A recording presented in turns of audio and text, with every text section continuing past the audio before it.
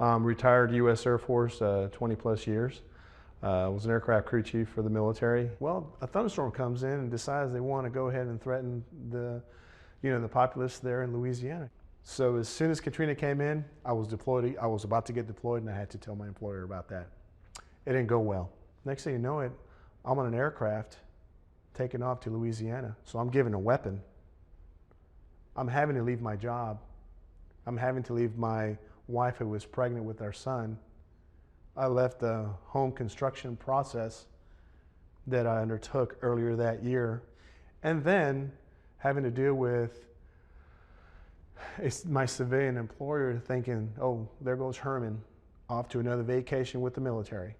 Well, not necessarily this time. This was, more real than anything else, because their people's lives were at stake with this. I need to go do this other job that the military is asking me to do. I'll drop everything to go and do that. Why? Because it's in the best interest of my country. I remember that cargo door opening. As soon as they open it up, you just feel that vacuum. And it was a smell and a sight that I still remember to this day. Everything just smelled wet.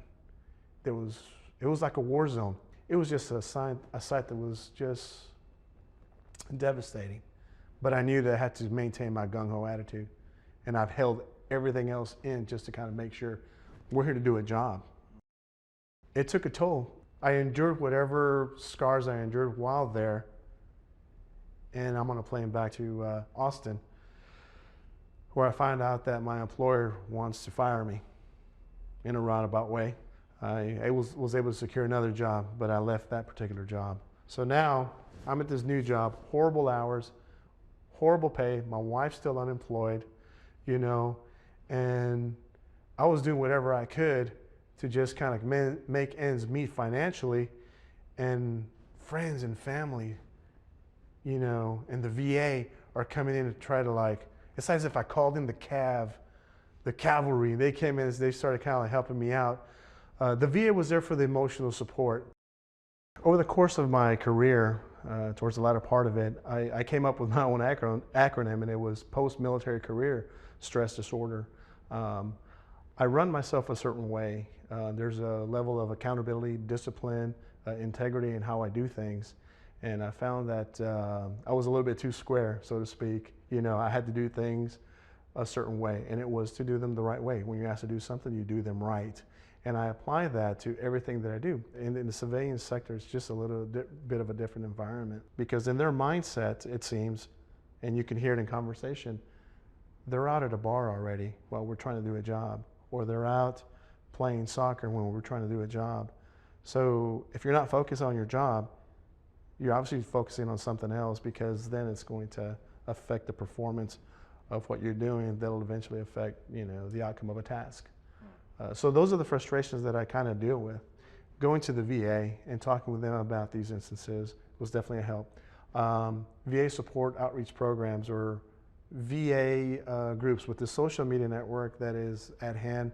It's amazing how you can share experiences. When I think of the VA, I think of a focal point where there's a lot of veterans there that, yes, want to be given a certain service, but they're also there for the camaraderie. We come to see the docs or whomever, but we're also there to talk with other veterans because they may have similar stories. It's just amazing the wealth of knowledge that they have to disseminate, so as long as you want to come and get it. And that's what it's about. The resources there.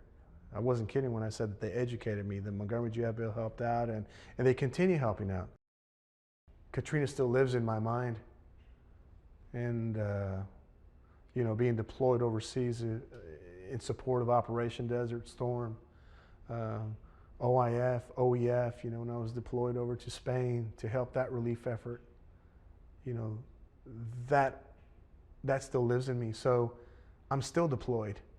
I may be physically here right in front of you, but I'm still deployed. But I know now that there are resources out there that can help me with what I'm still find myself deployed for. So whenever I feel down in the dumps, I rely on those resources, and I get back on my horse again. I continue to ride, because sometimes I fall off my horse, but we're still knights. It's how we get back on it and the attitude it takes to get back on there. and take care of business. So we need to go where there's professional help and guidance, because the soldier is not the only person that suffers from, the battle zones, the combat zones, the humanitarian relief efforts that we're faced with, but it's the families. And we need to use the faculties that we've been gifted with and apply them to like getting help. We got training and we welcomed it. Let's get the help and welcome it, But the VA has all kinds of resources available. I mean, tons and tons and tons that they've helped me with. They just have an enormous amount of talent. And when you talk to the representatives there, they want to help you out.